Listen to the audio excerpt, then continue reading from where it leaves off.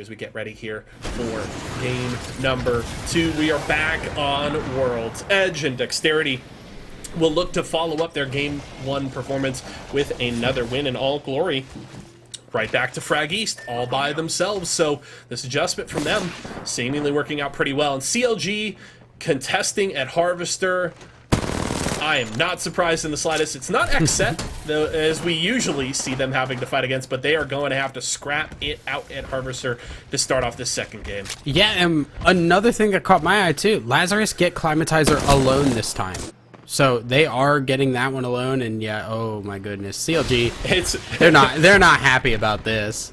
Here's the team that was contesting Lazarus in game 1. It's Cerberus, and they just get run out of Harvester. CLG, you are right, not happy with Cerberus contesting their territory. They're looking to punish this squad for coming anywhere near their drop. The dome shield is down, but CLG going to chase right through Cerberus, just running for their lives. It looks like Nana will finally turn around, not looking to force the issue any further. They'll loot up here. I imagine go right back to Harvester to finish cleaning that up, but they have certainly run Cerberus out of this POI. And now, I mean, if you're Cerberus, you get pushed out of Climatizer game 1. Now you've gotten pushed out of Harvester game 2. Where do you go next? I don't know. I mean, there's a couple of spots open, I'm sure. I think the thing that made me think about, though, is how well Cerberus did despite getting chased out last time around. Sure. They survived for a long time, and they were a threat still. It wasn't like they just got chased around, never got any loot, and then died.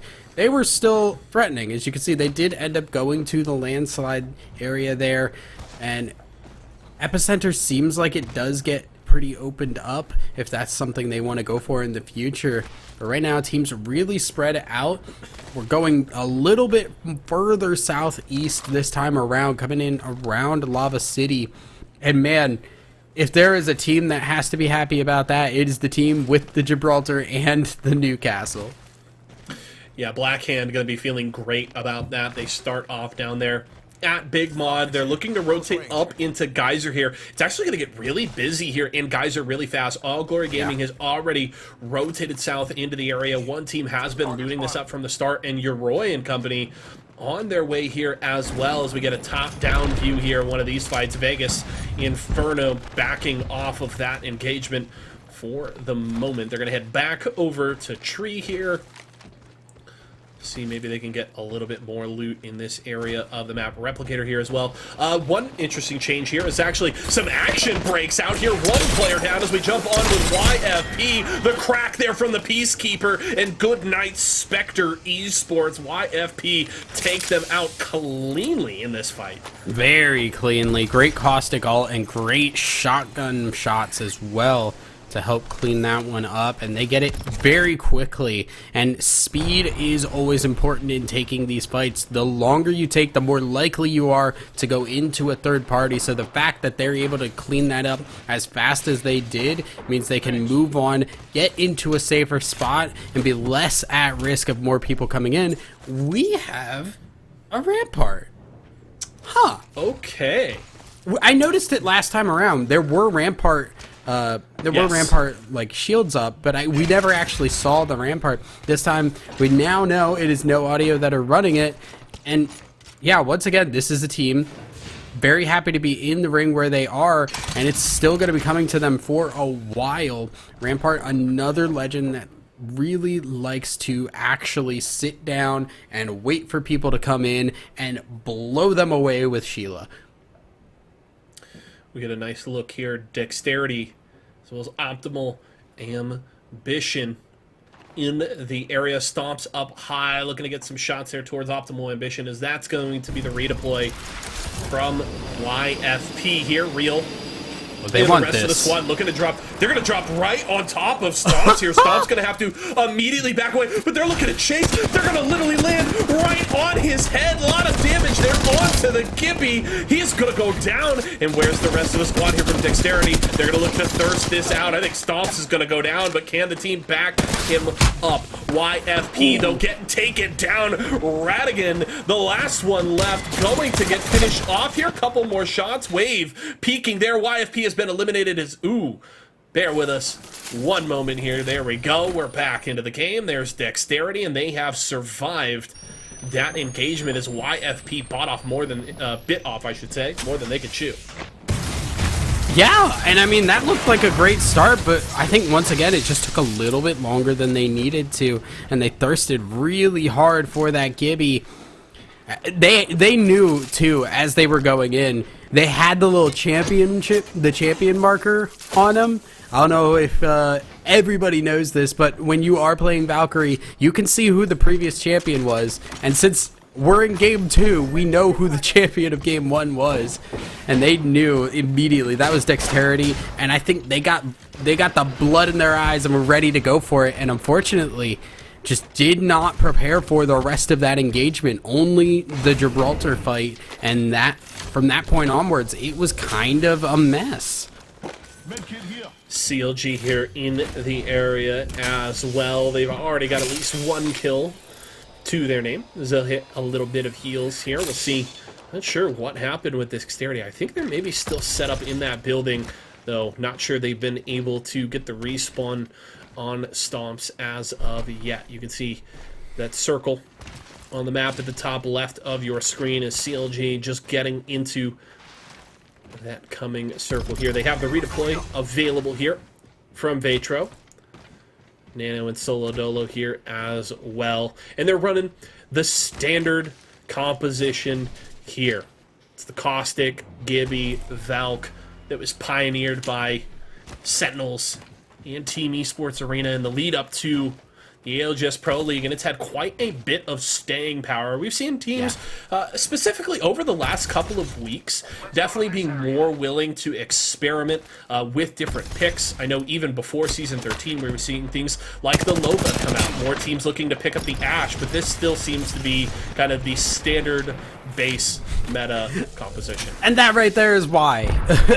That's why Valk has... Part of why Valk has been so popular. Her mobility with her jetpack, getting in and out of a fight, out of a sticky situation, and into cover. She is so hard to kill. Even if she can't fight back, her ability to get back under cover makes her so slippery, and people just do not really want to give that one up alongside the Valk ults to get into some better rotational spots and when people are a bit far out from the ring. On board now with Metro Boomin. They've got a little bit of a walk here to get into this next circle, but they've got plenty of time to get in as they are kind of taking a peek around here. They know there's been a lot of action in this area of the map as of late. As there we get a peek at Dexterity, and it looks like, while they were able to pick up the respawn beacon, they're only just now getting Stomps back outside of the zone. So Stomps will take a little bit of damage here, but it's still early on in the game. And Dexterity should be able to rotate back into the circle, though we did get eyes on one team that could have the opportunity to gatekeep Dexterity here. So Dexterity going to have to be very careful when they rotate back north here, as there may be a bit of opposition, as it is actually already showed up. Wow, I feel a little omniscient here. Thousand Eyes? I think you kind of cast a cursed them there. I'm not gonna lie about that one. Vegas and Ferdinand looking to hard gatekeep here. They got to be careful how hard they try to do this though, because Dexterity of all teams is capable of making some really slick shots and getting caught outside the ring this deep when you only have a minute before it starts pulling in again. I feel like Vegas may need to just cut their losses and get back to the ring here. Vegas Inferno wouldn't be the first team to run into that Dexterity buzzsaw, and they likely would not be the last here. As we head over to Big Mod, we were talking about Black Hand earlier and the benefit that they got from where the zone was headed, and it seems like a lot of teams looking to get into this area and contest them rent-free established here near Big Mod. We also saw Optimal Ambition in the nearby area, and as we jump over to Contested here in the southern part of Geyser, added He's down, and oh, that is unfortunate. I don't think they're going to be able to get that death box here. Is Vane actually going to get taken out, and that's Dexterity out before the top 15. That is huge for these other teams. Is Shubi going to get rezzed here? Yasto able to move him over behind cover. That's the bubble shield going down as the defensive bombardment has arrived. A very important res there for the side of Blackhand, but they're still getting contested. There's another defensive bombardment. Bubble shields on bubble shields here as Shubi and the squad trying to buy some time. That's the shots of the PK, but down they go. Goat, the only one left here on Blackhand, trying to run for cover, but may not be able to find it. Throwing out the Arc Stars to try and get whatever damage they can, and it should get quite a bit, though. The Watson ultimate in there going to buy some time. Almost goes down to the circle there. Looking for the res here is Rent Free. Blackhand has been officially taken out. Rent Free able to grab control here of the south part of Big Mod. Yeah, crazy fighting there coming in. Blackhand unable to make that one work out for themselves. Seemed like they did get a revive or something on Shubi because he was running on white shield still. But it just felt like they were constantly on edge, had teams all around them. As now we see G Davis. Redeem is here, and they're coming for blood as a no audio goes down. The Rampart gone from this lobby, and very quickly. I mean, not 2 minutes ago, we had 16 squads. Now just down to 11 here with Redeem winning that fight. They're going to use this Rampart cover as best they can. Get out of this building and rotate over into this coming circle. Joey Blackout going to have those shields broken, but should be just fine. They've already established the Watson fences inside of this building, and Redeem going to feel very comfortable. Oh, I think so. Yeah. Soul Glory Gaming rotate in. Yeah, they're pretty happy with that spot, and I cannot blame them. Geyser is an awesome spot for people like Gibby because you only need that little bit of extra cover with the dome to get from one building to another. Very easy rotations, and with the Watson as well, that's such a hard area to push. So we're gonna check back over towards Lava City, where we do see Optimal Ambition. They definitely have their eyes on the prize right now. After seeing Dexterity go down so early, this is Optimal Ambition's chance to take the top spot and go with what that means for them. They're going to rotate in onto Geyser as well, but they have people over towards their northeast they got to keep an eye out for.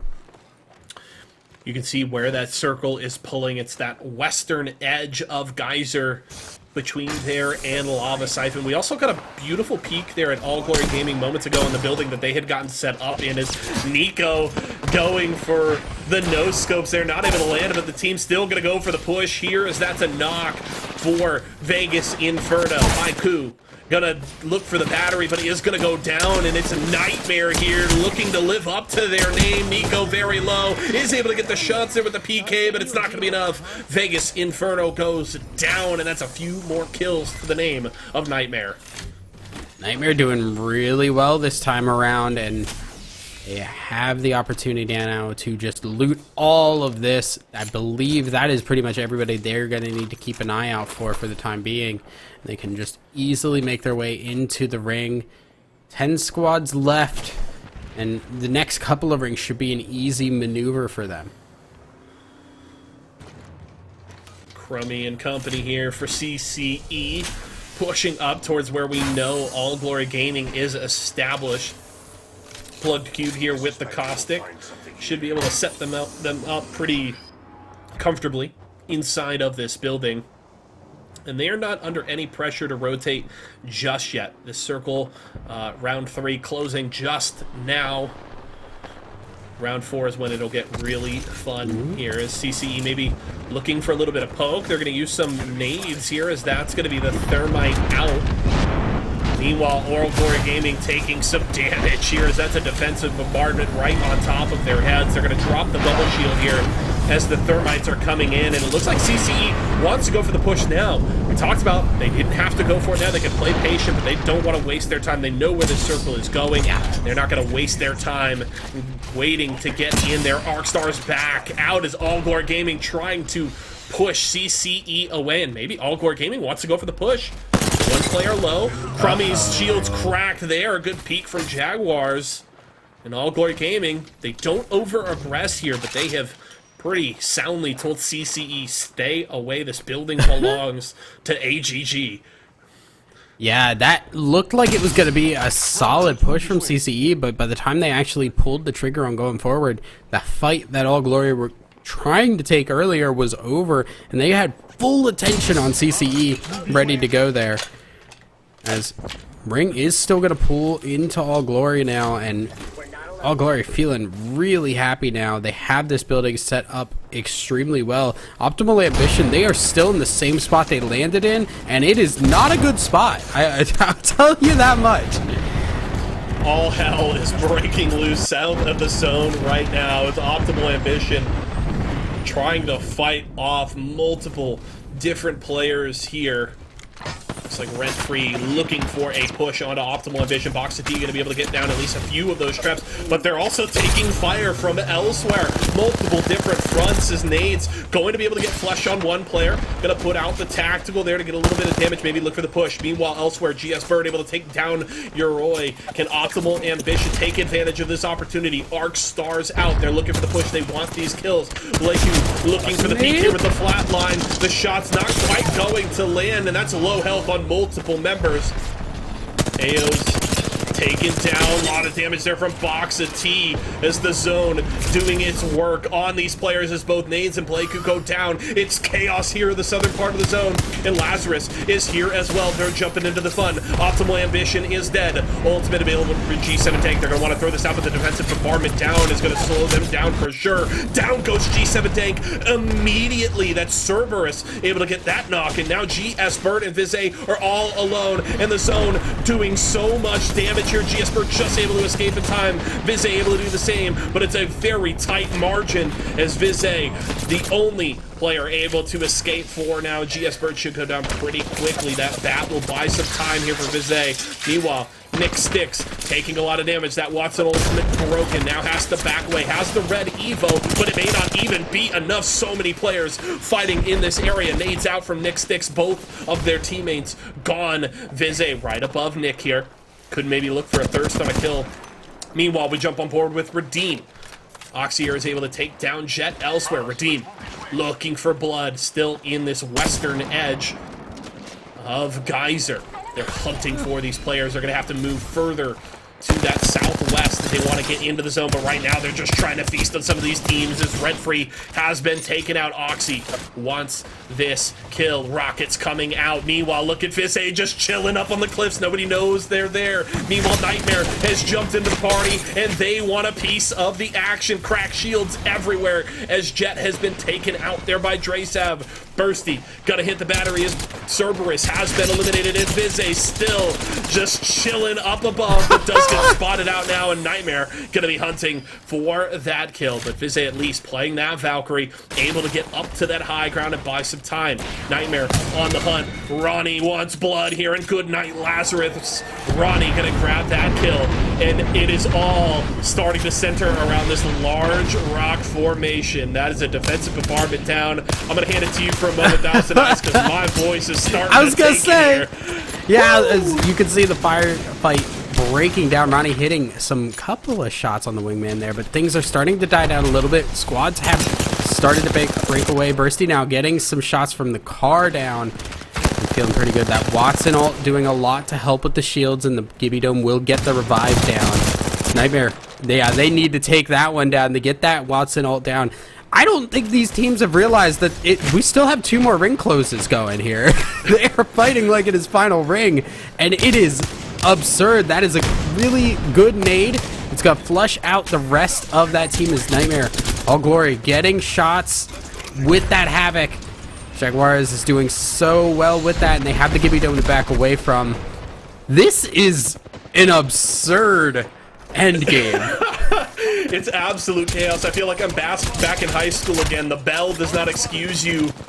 All Glory Gaming does here as they're looking to just pick off any of these players that they can get their hands on. A lot of damage there as Jaguar is going to finish off one kill. You can see Nightmare established around the rock. All Glory Gaming hiding behind this artificial cover. Meanwhile, hey Peaches just hanging out at the other ends of the zone. We got one rat and two full squads. Here's All Glory Gaming going for the push. They're looking for the high ground there with the Valkyrie. Beautiful peek from the pro. Gonna get the crack there with the PK as Dre Sav is down. Now two members of Nightmare remain, and the pro wants their heads. Jumping down from the high ground is going to be one there as Ronnie able to get the knock, but AGG finishes it off. Now, can Peaches clean any of this up? It is Iron Sights on an R301 here at the end. This should be an easy victory picked up for All Glory Gaming. Peaches going to look for whatever they can. He is able to get one knock and maybe looking for more. Does Peaches do it? No, they do not. All Glory Gaming close it out with the win in game 2.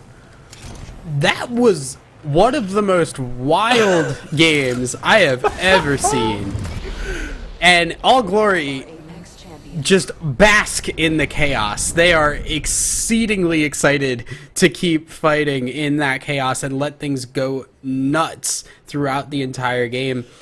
I really do kind of want to give them credit because they did do a good job of keeping their bearings straight when things were going crazy. We saw them fighting CCE early on. They went from one fight to pushing CCE off rapidly without any real hesitation, and I think that kind of talent showed a lot in that last area of the map there.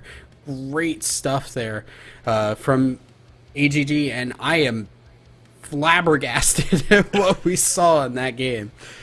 It really felt like AGG kind of walked that fine line, right? And it felt like most of the teams were just jumping right over it. They all wanted to dogpile in. They wanted the KP. They wanted to kind of forcefully take possession of that large rock that was going to establish itself as the main cover in those final circles. And it felt like AGG recognized that they could be patient, they could poke, they could buy their time, use their utility, and come in when it was the right time. And they did exactly that. They win the fight against Nightmare. They clean up Peaches at the end. They take care of business, and a very clean win there from our friends over at AGG. Now,